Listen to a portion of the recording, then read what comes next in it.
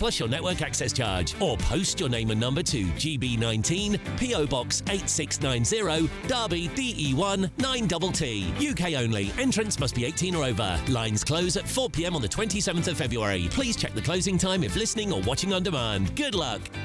Bold. They are under no illusion. Ray. Are you a human trafficker? Boundless. I've had enough of the nonsense, and I'm not afraid to say it.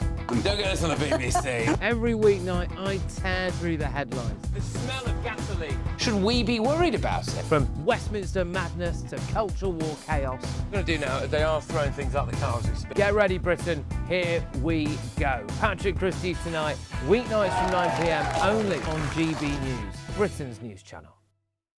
Hi, I'm Michelle Dewberry, and my show is your opportunity to cut through all the noise and dive in headfirst to some robust debates. Ideas clash. Situation, No, because the failure is you're deliberately avoiding my point. Nothing's held back. And if you think this is the end of it, wait for more. And we do not shy away from the difficult stuff. Sometimes I want to shake people and say, if only you understood. So join me on Jubes & Co. weeknights at 6 p.m, only on GB News, Britain's news channel. Mornings don't have to be tiresome, especially if you have the right company. Wake up to news as it happens, opinion and debate, and of course, a little bit of entertainment too. Because when the kettle's on, we're on. That's Breakfast on GB News, a show worth waking up for. Every morning from 6 a.m. Only on the People's Channel, Britain's news channel. We'll spread the news, you spread the word. From the school run to the home run, watch a new show for all of Britain. He can say whatever he wants. A straight-talking show where all voices are heard. And, you know, when are we going to stop talking about smashing the gangs and actually do it? With the stories that matter from every part of our country. There's a bit of a crash landing there for your Chancellor. Bold, fearless and standing up for you. That's me, Martin Daubney, 3 p.m. till 6 p.m, weekdays, here only on GB News. The People's Channel, Britain's news channel.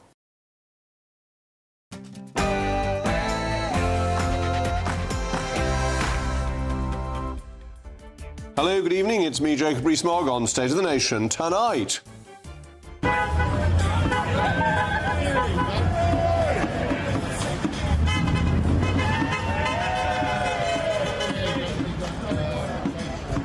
There's anger as it's revealed the government is pressing ahead with its plans to house hundreds of migrants in the quiet town of Crowborough, dismissing residents' fears as Project Anxiety and claiming there is no evidence of increased crime linked to illegal migrants. Also tonight, in a rare intervention, the former Prime Minister Lord Cameron has accused Labour of taking a spite-laden wrecking ball to British education. But will the government heed the warning? We've also got a very brilliant panel this evening where we're going to discuss the extraordinary developments in politics in the last few days, and then... The answer, my friend, is blowing in the wind. The answer is... Drill, baby, drill. Well, I'm with the President of the United States. Senior American executives have warned that Britain is losing out in billions of pounds of investment because of its high energy costs driven by nutty net zero. With industrial energy costs 4 times higher in the UK than the US, how much investment is Labour willing to sacrifice on the altar of net zero? State of the Nation starts now.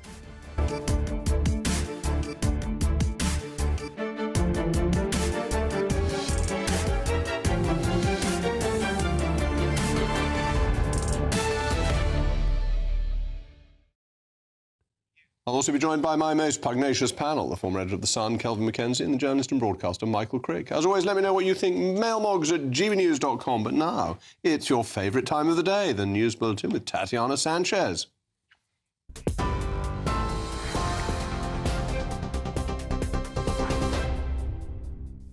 Jacob, thank you. Good evening. The top stories. A criminal investigation has been launched into allegations Lord Mandelson passed market-sensitive information to paedophile financier Jeffrey Epstein.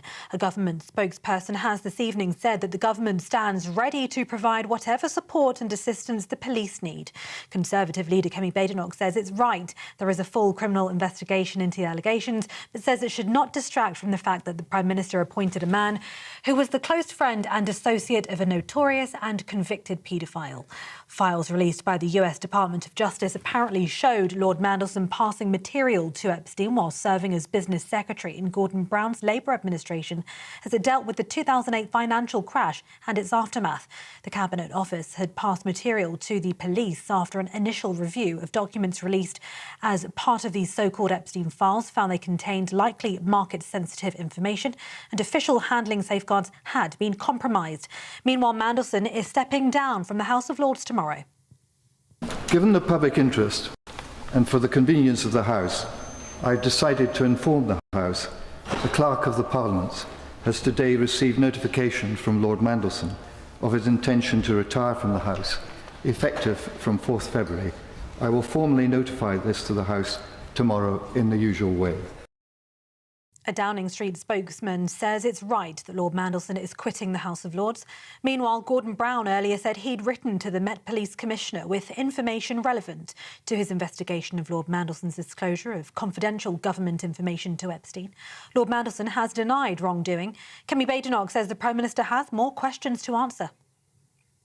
I think it is right that there is an investigation, but this should not distract from the fact that the Prime Minister appointed a man who was the close friend and associate of a notorious and convicted paedophile. He knew all of this long before the investigations were required, and he still did that. He has a lot of questions to answer, and he should not try and distract anyone by talking about removing peerages or investigations. The Prime Minister himself should be answering questions about how this happened. Also breaking this hour, the controversial two-child limit has moved a step closer to being scrapped after legislation cleared the first stage in Parliament. The policy, introduced under the Conservatives in 2017, was branded a political exercise in division between the deserving and undeserving poor during a debate in the House of Commons ahead of today's vote. MPs voted 458 to 104, majority 354, to scrap the policy, ensuring the Universal Credit Bill passed at the second reading. It will be further scrutinised by MPs and peers before it can become law, but the government has said it wants to ditch the two-child limit from April. And 2 people have died when a light aircraft crashed in Greater Manchester today. The crash happened in the Littleborough area. It's not believed there was anyone else on board, and there are no reported injuries on the ground. It's believed that the plane was a Cirrus light aircraft that had taken off earlier in the morning from Birmingham. Those are the latest headlines. It's over to Jacob. You can now watch GB News live across the United States of America and the world on Truth Plus. Scan the QR code to find out more, or visit gbnews.com/truth.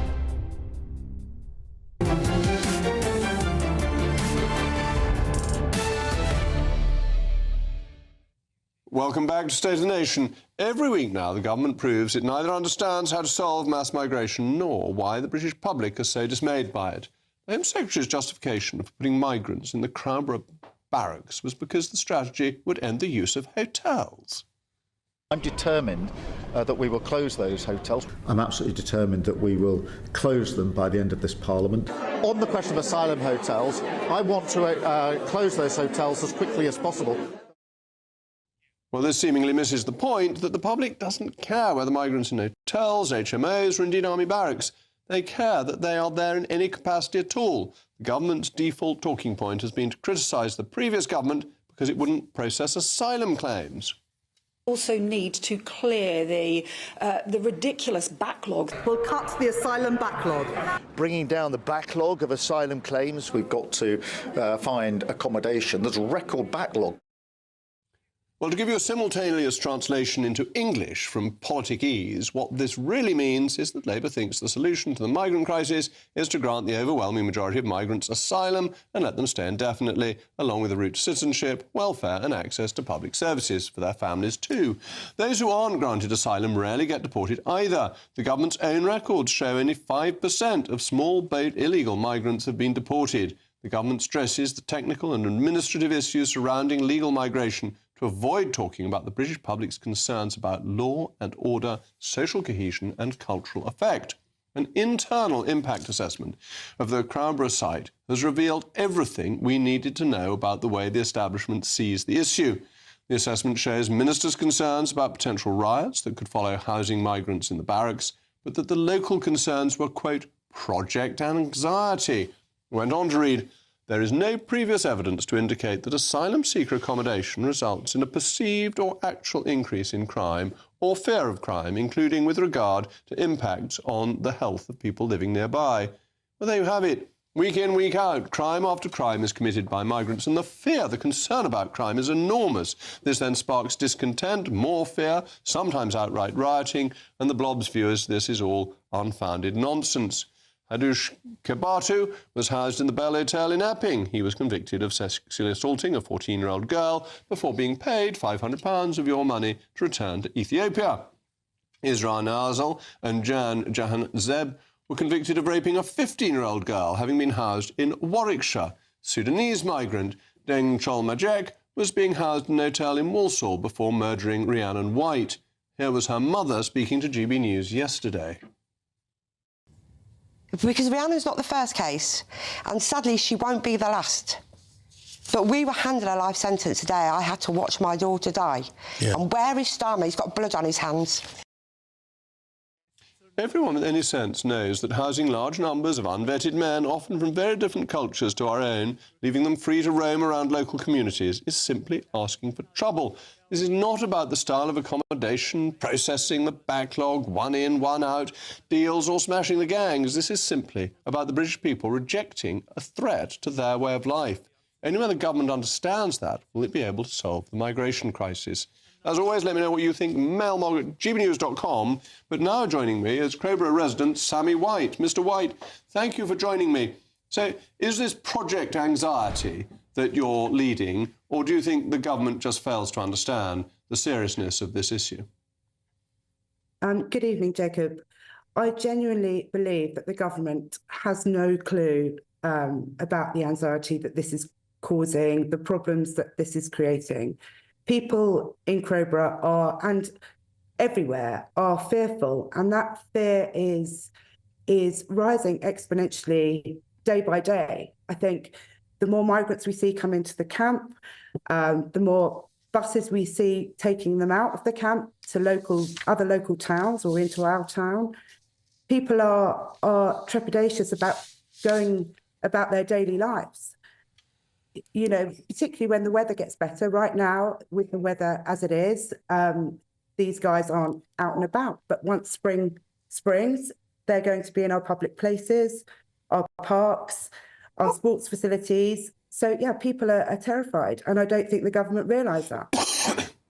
And that's one of the really odd things about what the government has said. It says that accommodation doesn't result in a perceived or actual increase in crime or a fear of crime, but it obviously increases the fear of crime when you put hundreds of illegal migrants into a relatively small town. Absolutely. It is a small town. It's a very small community. The camp is less than a mile from the main town. It's within a walking distance of around 5 or 6 schools. And we've already had a couple of instances that have been recorded on a bus near a school, in the local supermarket, and that's with 50 or 60 migrants in camp right now. What's going to happen when there are over 500? And are you getting any reassurance about more policing for Crowborough or anything of that kind?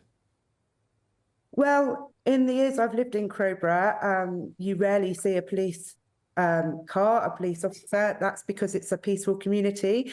And obviously, over the last few months, the police presence is huge now.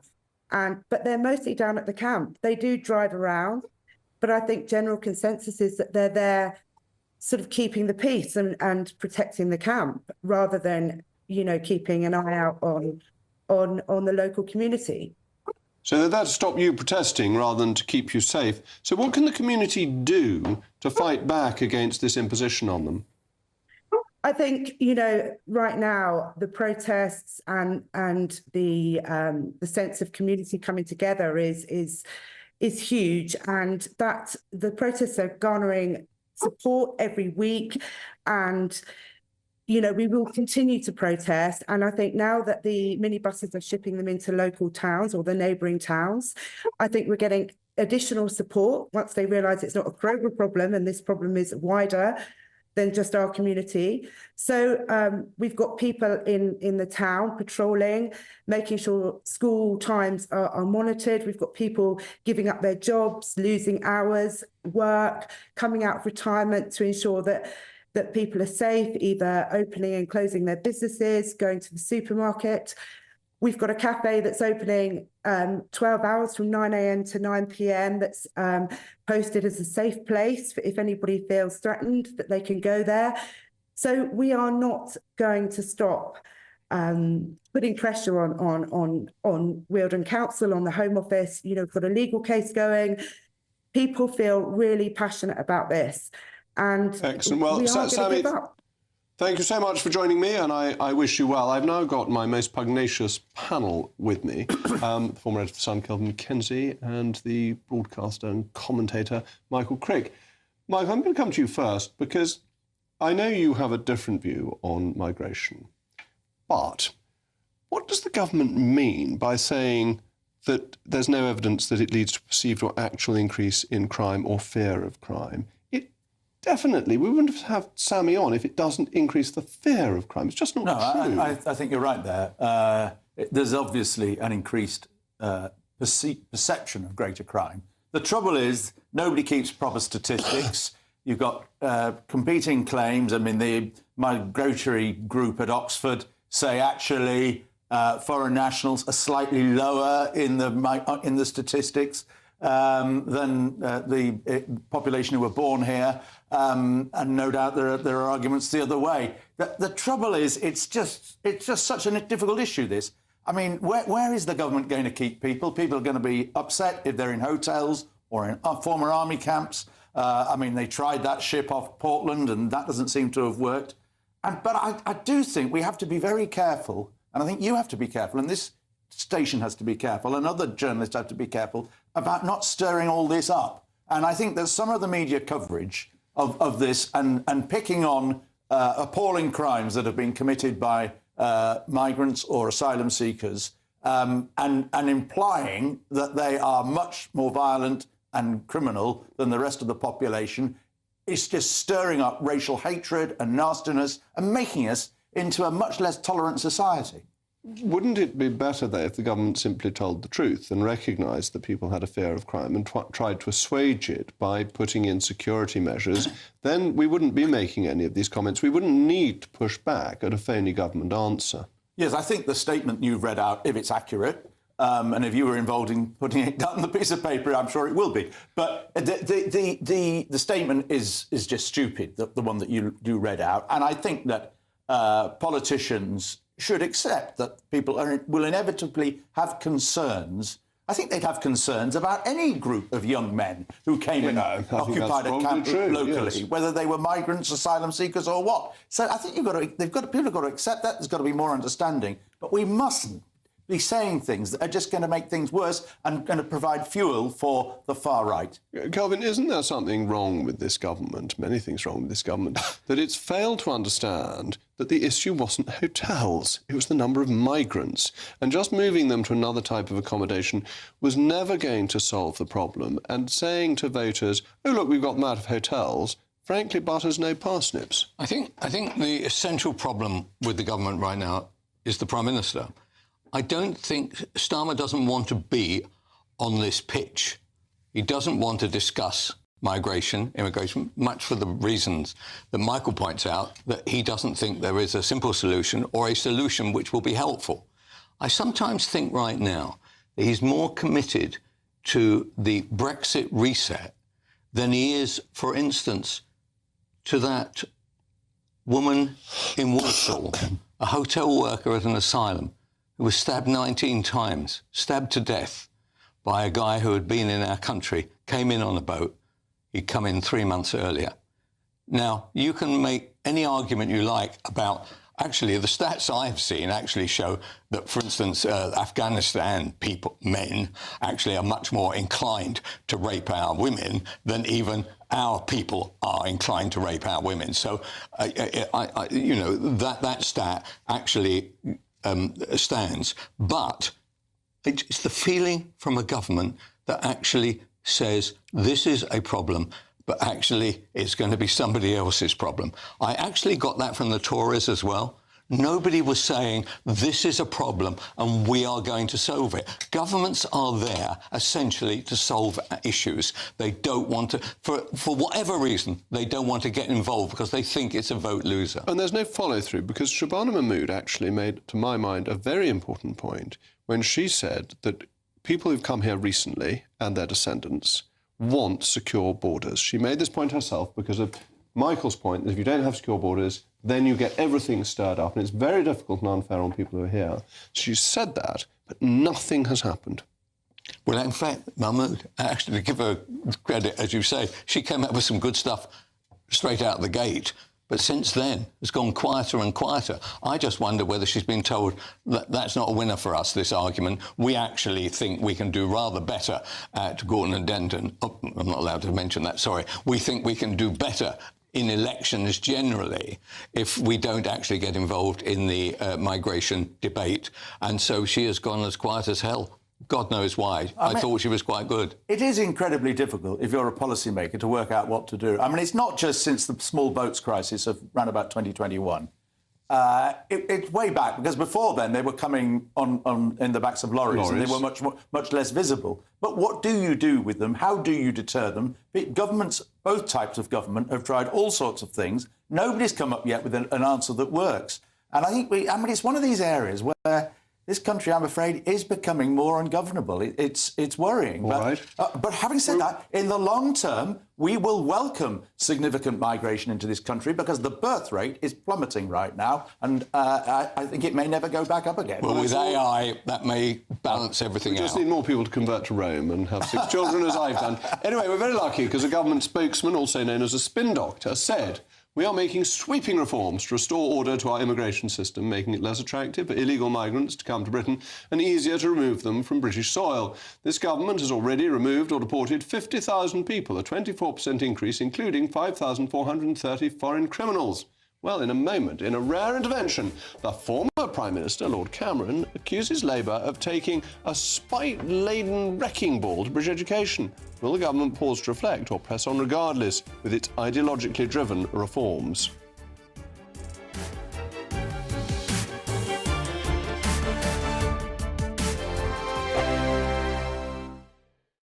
Westminster's full of talk, but out here, it's the real world. Am I allowed to talk then? No, that's it. This is where it matters. Real people and real lives.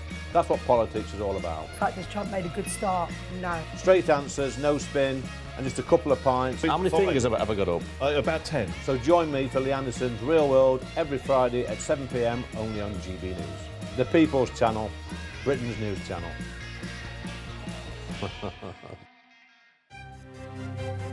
GB News Breakfast, every day from 6 a.m. I'm doing this for the blue light personnel.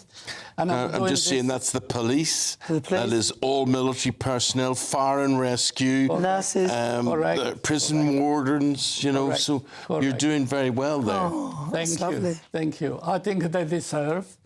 And in a moment where we have a very difficult economic climate, you know, I think that is the best thing I could do. And it's not for one day, it's for the rest of my working life. So, but they have, is there a free day today? Or so what's happening today specifically? Today, there is a lunch for hundreds of service personnel in Minori, in Hatch End, and it's free meals for all of them. That's lovely. As a sign of gratitude. And then going forward, it's a 15% discount, That's correct. Put it in context for people who just sort of, to give a bit of history about who you are and who you've worked with and whatever. You began, was it the Savoy Hotel in London? I started at the Savoy. Did you rub shoulders with anybody famous there? Oh, a lot. Charlie Chaplin, Sophia Loren, Anthony Quinn. I could go on and on and on. But my very favourite was Charlie Chaplin. Yeah. Really? Yes. That must have mean. I mean, he's a world icon, really. I mean, to have met him and. It's not met them. I built up an amazing relationship. Yeah. Mm-hmm. Yes. So what did you do? Were you a restaurant owner there, or were you working as a chef there? No, It's funny. I was a night luggage porter. Oh, really? And it was my choice to be a night. You weren't a chef. GB News, the People's Channel. You want to know what's really going on in the corridors of power? Labour don't know what to do with you half the time, and that makes you quite lethal in the chamber. Get behind the headlines with Chopper's Political Podcast. Join me, Christopher Hope, as I sit down with the great and the good of British politics. We'll see where this ruling takes us. These are the stories shaping our nation. Chopper's Political Podcast, available now on all platforms. Listen in and stay ahead.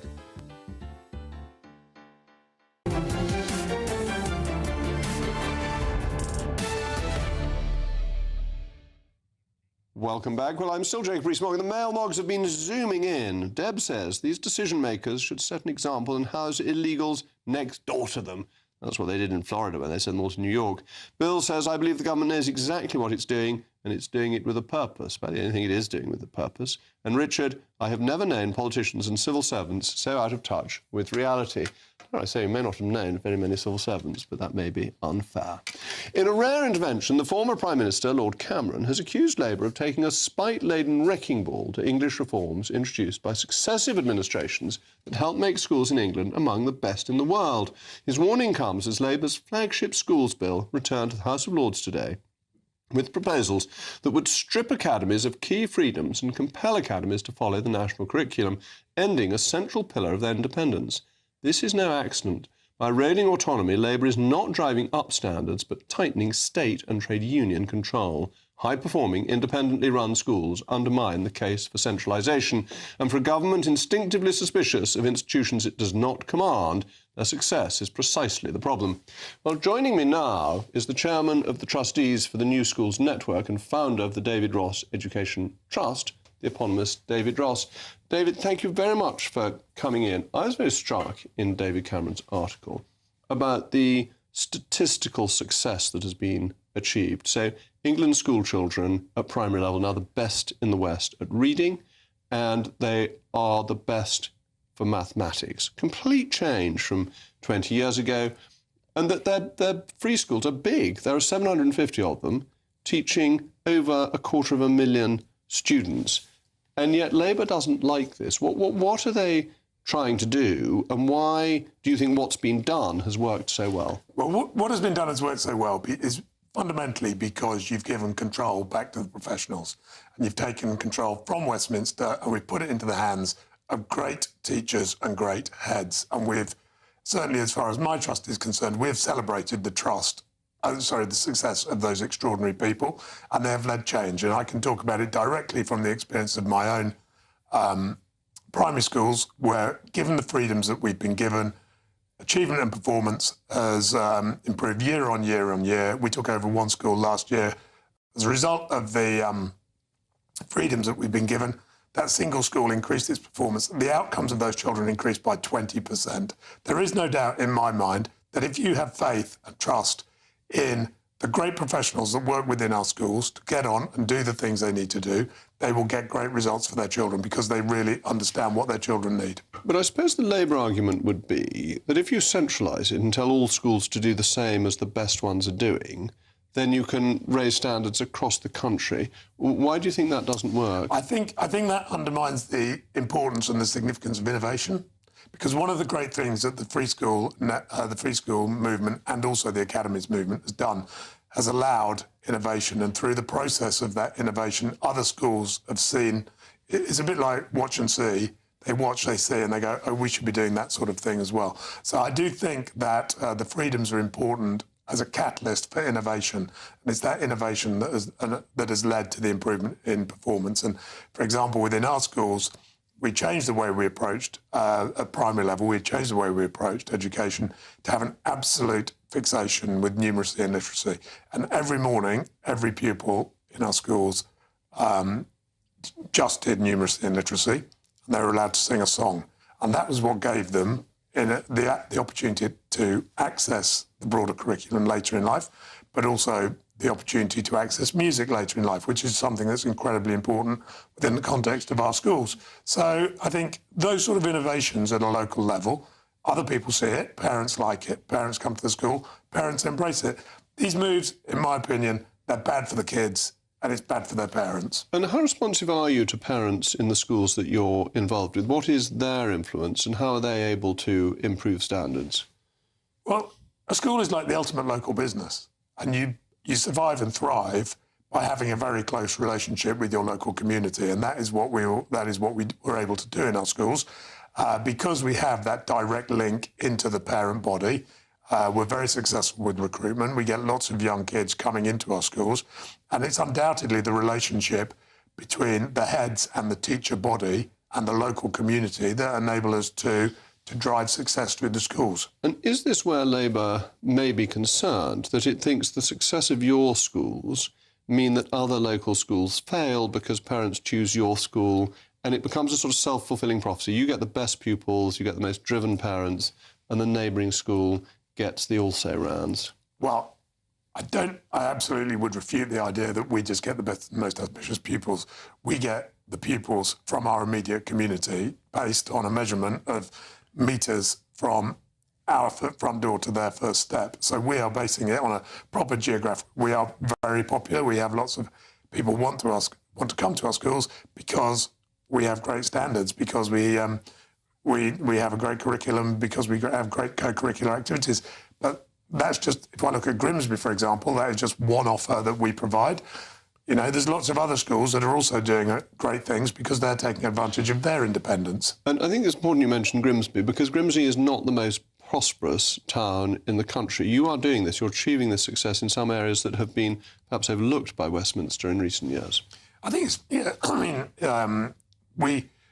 we work in some of, the UK's most challenged communities in the East Midlands, South Lincolnshire, Hull, Grimsby and other places. And we celebrate the fact that we are trying to bring the sort of educational standards and expectations to those communities that you and I might have been lucky enough to enjoy in our own education. The whole point of this is to put into that community something that's different, aspirational, and gives children the opportunity to succeed. But the key point really for me is not what I'm doing, although I spend a lot of time worrying about what we're doing in education.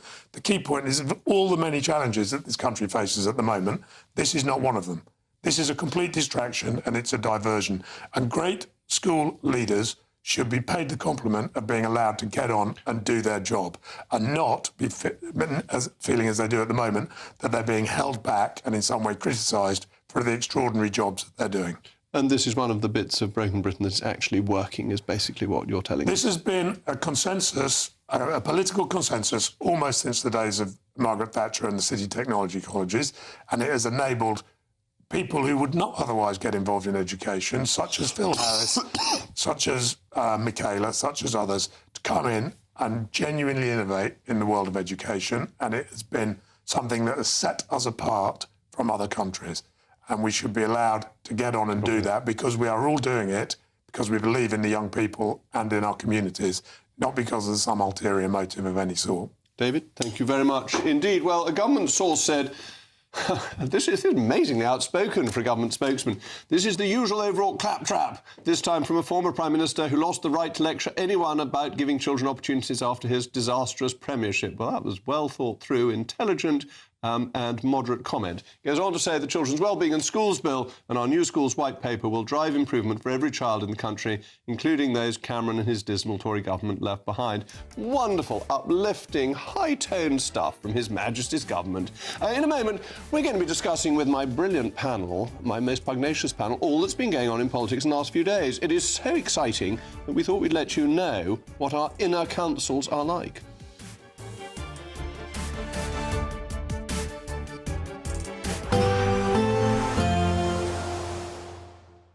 Dinner under the stars tonight? That reminds me of our travel insurance. You mean All Clear Skies? All Clear Travel Insurance sponsors GBNews travel destinations forecast. Whilst the weather on Wednesday will be warm and mostly dry in Greece, a lot of unsettled weather will remain elsewhere, especially Spain and Portugal, where there is the very serious risk of significant river flooding by midweek. More wet and windy weather on the way, some rivers reaching more than 100-year return periods. Wet weather also to speak of for Italy, but it's warmer than average throughout Greece. All Clear Travel Insurance sponsors GB News Travel Destinations forecast. Evening. Yes, it's time for your latest weather update from the Met Office here on GB News. Plenty of warnings remain in place for rain, snow and ice. Cold wind continuing to blow as well through tomorrow, but it should be a brighter day across the south. The rain we've had in the south today from this weather front is creeping northwards as it's hitting the hills of North Wales and northern England, turning a little bit to snow. And some of that snow through the night could come down to lower levels for a time. It could well turn quite icy here as well. We've still got snow falling in eastern Scotland, rain on the coast, but more snow and a strong wind blowing that snow means blizzards. So some pretty horrible travel conditions across eastern Scotland, much of northern England and North Wales, not just through the night, but first thing on Wednesday morning too. We'll see the easterly wind continuing to feed that rain in. So it is rain on the coastal strip, but you don't have to head too far inland before you see that snow falling, really building up over some of the higher routes. Again, western Scotland receiving some shelter, so generally dry here to start Wednesday. Some outbreaks of rain for Northern Ireland and Northern England, but it is turning drier here through the course of tomorrow morning, and certainly a much drier day in the south as a whole. Quite grey, quite misty, quite murky to begin with, but I'm quite hopeful as we go through the day that cloud will tend to break up and we may well see some sunny spells for parts of the Midlands, South Wales, Southern England and East Anglia. Further north though, staying cloudy, staying wet in eastern Scotland with further snow to come here. And again, a cold feel in the northeastern corner, but elsewhere quite a bit milder than today. Don't expect it to last though. Look at this. Another batch of rain pushes northwards through Wednesday night and Thursday. With the ground so wet in the south, any extra rainfall could cause some further flooding, and as the wet weather moves north, again there will be some snow mixed in over parts of northern England and still across eastern Scotland. Again, western Scotland with that wind direction should do okay for dry and bright weather. Goodbye. Decisions made in Washington aren't just shaping America, they're shaping Britain too. From migration to global security, from crime to health. Whatever happens in the White House today will be felt in your town or city tomorrow. That's why The Late Show is live from Washington, D.C. Cutting through the politics to show you what it all means for Britain. The Late Show live every night at midnight. Only on GB News, Britain's news channel. Hi, I'm Michelle Dewberry, and my show is your opportunity to cut through all the noise and dive in headfirst to some robust debates. Ideas clash. Situation, isn't it? Because the failure is you're deliberately avoiding my point. Nothing's held back. And if you think this is the end of it, wait for more. And we do not shy away from the difficult stuff. Sometimes I want to shake people and say, if only you understood. So join me on Jubes & Co. weeknights at 6 p.m. only on GB News, Britain's news channel.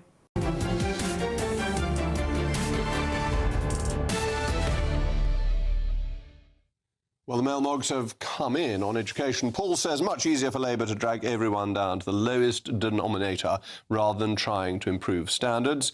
What did anyone expect from a bunch of politicians with no real-world experience? And Craig says, Lord Cameron speaks of Labour curbing aspiration, curtailing excellence, levelling down and denying so many children the opportunities they deserve.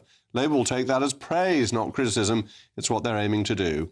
While James says, Labour just regards schools as a tool for social engineering and political indoctrination. Education is an unnecessary distraction and not welcome. Well, this is really interesting because extraordinary things have been going on into politics over the last few days. The Metropolitan Police are investigating Lord Mandelson, who was up to his neck in scandal, corruption, as far as one can tell, with Jeffrey Epstein. And I have two of the most distinguished, long-standing political commentators with me on my panel this evening. And I just want to find out what they think about it all. Kelvin, you've been covering politics for a long time. Have you ever known a scandal of this level where a cabinet minister was having his boyfriend paid by a sex offender in America? I've never known it go up to this level, not only way beyond Mandelson, but I think you have to look at what is going to be the effect on the Labour Party. they have a Prime Minister who clearly either ignored intelligence briefings about Mandelson or was never shown them by members of his own staff, because they fear if he read that, then he wouldn't get there. The other thing that this scandal does is confirms the view among ordinary people that, honestly, most politicians are either, if they're not criminally minded, they are sleight of hand minded and are actually only ever there for themselves. And that when you see things happen of, things like inflation and stuff like that, nobody cares for the voter anymore. They only interested in the voter for 6 weeks. And after that, voter, you're on your own. Michael, it's devastating for the Labour Party, isn't it? Because he was the architect of New Labour. It tarnishes all of New Labour because you've got this man who now looks to have been corrupt. But it tarnishes Keir Starmer also for appointing him as ambassador, knowing quite a bit of the information already. Well, it's very damaging for the Labour. Devastating, I wouldn't go quite that far. And one of the problems is it's not just the payments to his boyfriend. There were payments to him, although he says he's got no recollection of that. And then you got this extraordinary thing where he seems to have been leaking information to Epstein in order that Epstein can give it to his banking clients in order that they can lobby Alistair Darling over bankers' bonuses. And he was the Deputy Prime Minister lobbying against his own government through foreign businessmen. And they could potentially have traded off this information and made a good deal of money. I imagine somebody did. And this is a really big financial scandal. Yeah, and we don't, and there could be more. I mean, there's meant to be 3 million documents, but I don't suppose anybody's managed to go through all of them yet. So there's more probably to come. But where does it leave? I mean, the trouble is at the moment, you've got so much going on in politics. It seems to get faster and faster and faster. And by Friday, there'll probably be, another crisis or another scandal. But what is the effect? What will be the effect on the voter when they come to going to a polling booth? Now, come in May, there is a big, big election, right? The whole of Scotland, the whole of Wales, plus some very big county councils. The ones they couldn't cancel in England. Yeah, the ones that they couldn't cancel, But there's still some important ones there. What is going to be the effect? My view is that whatever Labour thought they were going to be able to do, remember, Starmer was claiming that they were going to reset in January. Well, where are we now, February the 3rd? And already the whole thing has collapsed. Yeah. So my bet is that they do even slightly worse than they would do before, which leads to one thing and one thing alone. What is going to happen? Not necessarily, you see, because, well, first of all, I'll say it's worth bearing in mind, I think, that Mandelson was not as well known as a member of this government as he was in the days of Blair and then in Brown. And people, it's 15 years since he was in America, so he wasn't as seen as... Starmer made him well known by putting him into Washington. Yeah, I've forgotten the other point I was going to make. So you carry on. Because I think this does make Starmer's life very difficult. It's very hard for him to continue. But who is left? That was the point I was going to make. The number of alternatives is not very attractive. Is very small. Yeah. He's nobbled Andy Burnham, so that's not going to happen. Angela Rayner still has her tax problems, and having just lost one person for corruption, you're not going to have somebody who has a stain. It's not as serious, but nonetheless a stain. We've got Wes Streeting, who was close to Peter Mandelson, so that knocks him out. So you come back to Ed Miliband, the one person who... other than Corbyn, rejected Mandelson's advice, kept his hands clean, is very popular with Labour members on Labour list. Isn't he the obvious successor to Keir Starmer now? Well, a friend of mine texted me tonight to remind me of something I'd tweeted or blogged or something 15 years ago, when Ed Miliband was going around the Labour Party trying to get votes from the unions. And somebody asked him at a press conference, it may have been me, will you have Peter Mandelson in your shadow cabinet? And Ed Miliband said, no, I wish Lord Mandelson a happy retirement. So he actually hasn't, he's one of the few that haven't got his fingers in all of this. The other person, of course, is Shabana Mahmood. She's too right-wing, isn't she? Too clear in migration. But, if she can make an impact on the story that we've been... discussing earlier, but she ain't going to do that in 3 months. The choice is not great. No. All right, well, we've got a man hasn't denied he'd done wrongdoing, but he has now resigned from the House of Lords, so I think that's rather out of date. And he is, as far as one can tell, Mr. Sleaze, my lord, former Sleaze, in person. Anyway, after the messages from our sponsors, we've got something very exciting. The answer, my friend, is blowing in the wind. The answer is drill, baby, drill. Senior American executives warn Britain is losing billions in investment because of soaring energy costs driven by nutty net zero, with industrial energy prices 4 times higher in the UK than in the United States. How much investment is Labour prepared to sacrifice on the altar of net zero?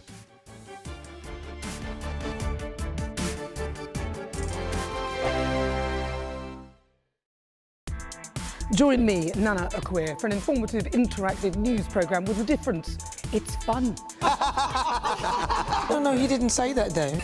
I'm so surprised. I think there's an element of truth to that. Join me from 3 p.m. every weekend, only on GB News, Britain's news channel.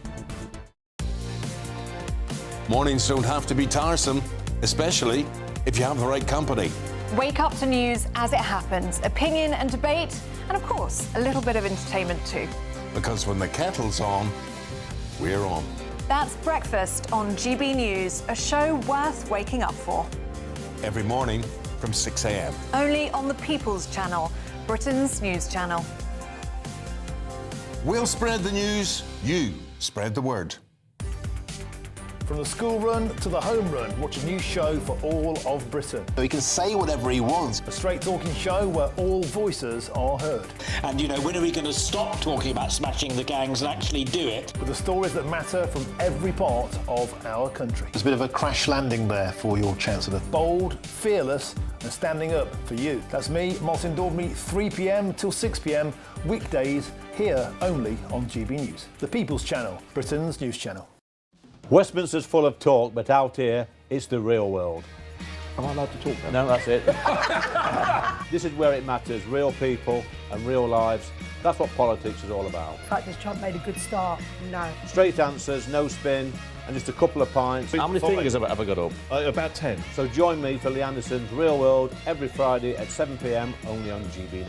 The People's Channel, Britain's news channel. You want to know what's really going on in the corridors of power? Labour don't know what to do with you half the time, and that makes you quite lethal in the chamber. Get behind the headlines with Chopper's political podcast. Join me, Christopher Hope, as I sit down with the great and the good of British politics. We'll see where this ruling takes us. These are the stories shaping our nation. Chopper's political podcast, available now on all platforms. Listen in and stay ahead. Britain deserves a newsroom that puts the facts and your voice first. Well, and that's what you get on GB News. Lively debates, lively conversation. And we're not afraid to hold power to account. And each other. So join me, Andrew Pearce. And me, Miriam Gates, for Britain's Newsroom, weekdays from 9:30 on GB News. At GB News, we love to hear from you, our loyal community. So drop us a line at gbnews.com/yoursay. There, you can talk to each other and also to the presenters live on air. gbnews.com/yoursay, because GB News is your channel, Britain's news channel.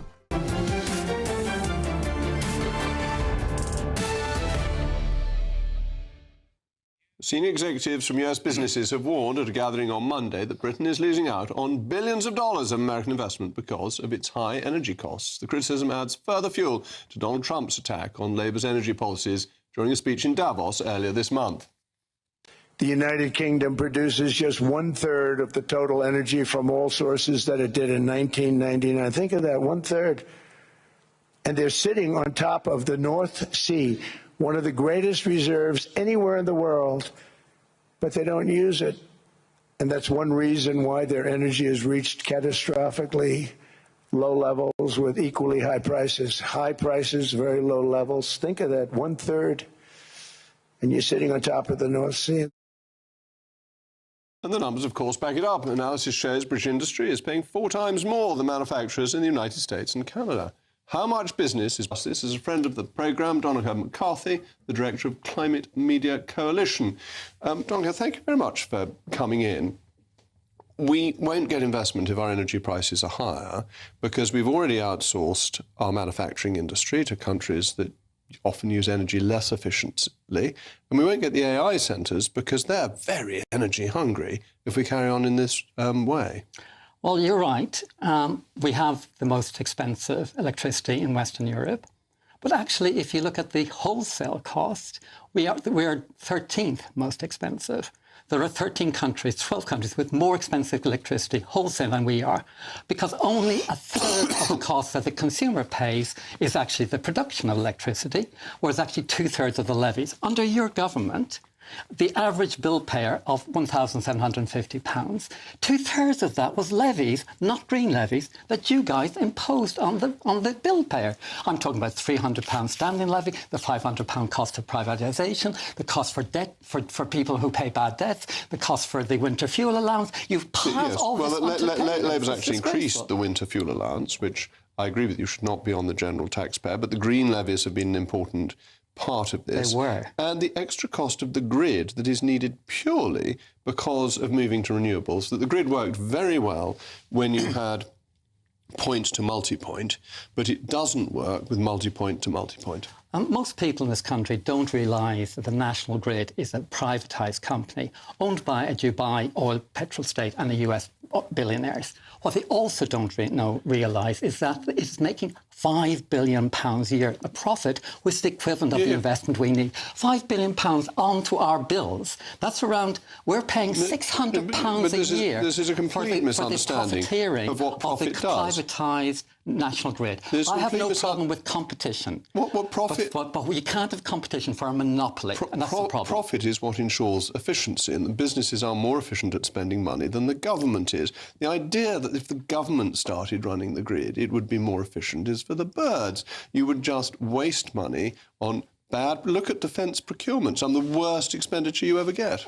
The idea that the national grid, privatised national grid, can make 38% profit on its turnover over is absolutely disgraceful. And it's a £600 charge. And talk about efficient. They have made £50 billion profit in the last 10 years, and they have failed to build the grid for the green transition. That means you and I are paying more for our electricity. You're always going to have to pay. If we wanted a green transition... The green projects are not able to access the grid because they failed. We don't need the green transition. We need to carry on with fossil fuels, and then you can carry on with a point-to-multi-point system, which is much the most efficient and cheapest way to build a grid. And if we move to a green grid, that will put prices up for decades to come. How can it put up...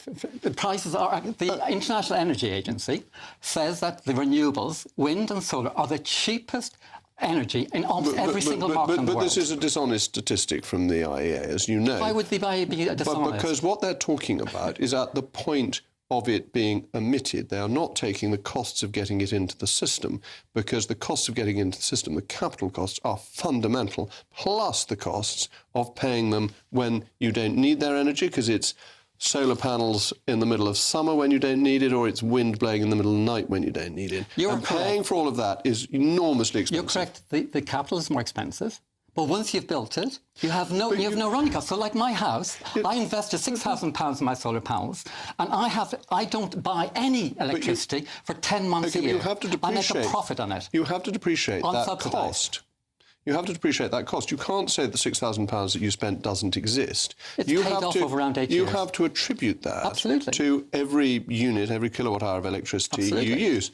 And that gives you, depending on the lifespan of your equipment, a high cost unless it runs for an exceptionally long period of time. The expectation to be minimum 20 years and pay off after 8 years. At the moment, I get £400, not subsidised by taxpayer. I make £400 profit, plus I don't buy anything for 8 months a year.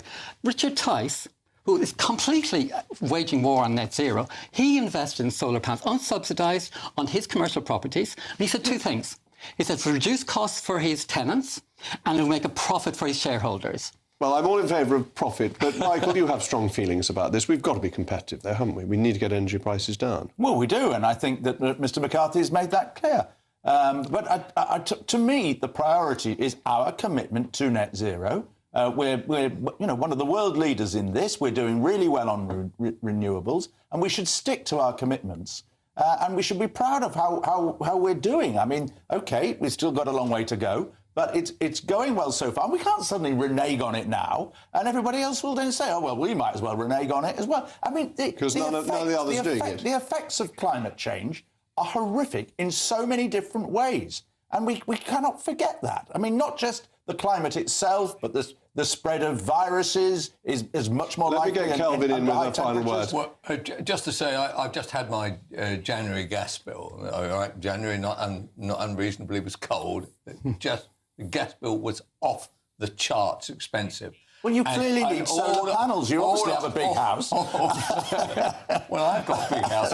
Actually, I'm thinking of selling it. Anybody want to buy it? Anyway, no. The gas heats your house efficiently, and it's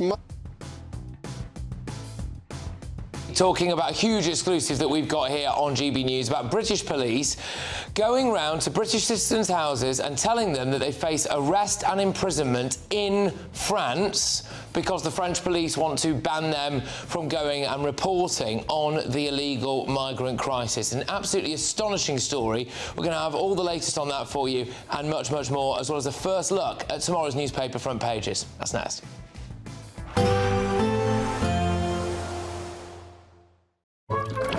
Warm and cosy, with a chance of zero visibility. Boxed Boilers sponsors the weather on GB News.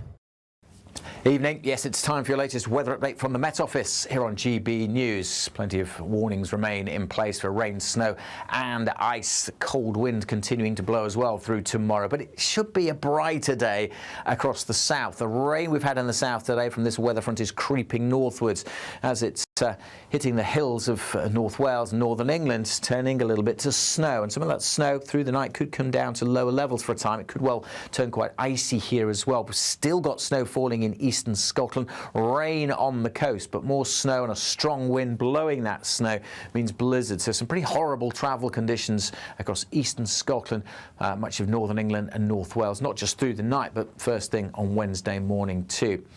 We'll see the easterly wind continuing to feed that rain in. So it is rain on the coastal strip, but you don't have to head too far inland before you see that snow falling, really building up over some of the higher routes. Again, western Scotland receiving some shelter, so generally dry here to start Wednesday. Some outbreaks of rain for Northern Ireland and Northern England, but it is turning drier here through the course of tomorrow morning, and certainly a much drier day in the south as a whole. Quite grey, quite misty, quite murky to begin with, but I'm quite hopeful as we go through the day that cloud will tend to break up and we may well see some sunny spells for parts of the Midlands, South Wales, southern England and East Anglia. Further north, though, staying cloudy, staying wet in eastern Scotland with further snow to come here. And again, a cold feel in the northeastern corner, but elsewhere quite a bit milder than today. Don't expect it to last, though. Look at this. Another batch of rain pushes northwards through Wednesday night and Thursday. With the ground so wet in the south, any extra rainfall could cause some further flooding, and as the wet weather moves north, again there will be some snow mixed in over parts of northern England and still across eastern Scotland. Again, western Scotland with that wind direction should do okay for dry and bright weather. Goodbye. Warm and cosy, with a chance of zero visibility. Boxed Boilers sponsors the weather on GB News. This year, the adventure of a lifetime could be on us. Courtesy of Riviera Travel, there's a terrific £10,000 holiday for two to be won. Choose